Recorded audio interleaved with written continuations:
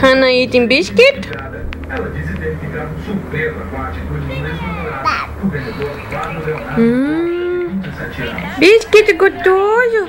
Foi muito educado, sabe? Não teve reclamado durante o relacionamento.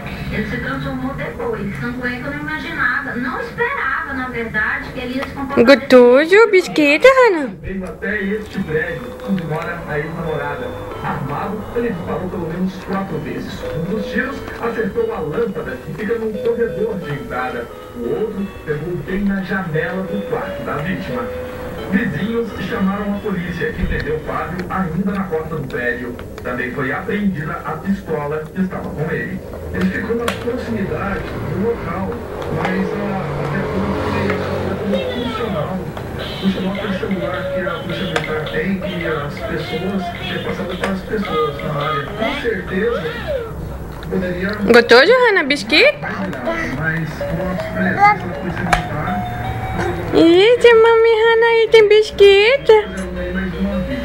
Na delegacia, o Fábio disse que não tinha a intenção de matar a ex-namorada.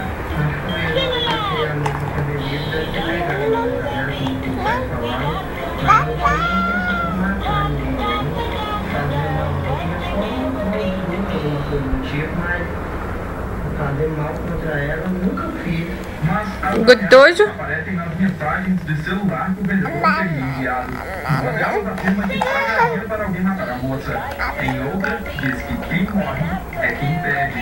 O casal que ficou junto por 4 anos se separou há cerca de 2 meses. Começou a contar que tinha contratado um policial do interior para me matar. Falou, inclusive, que queria matar minha tia, meu tio.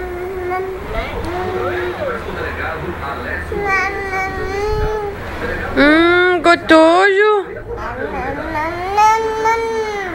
está preso, nós estamos seguindo o procedimento aqui, ele vai ser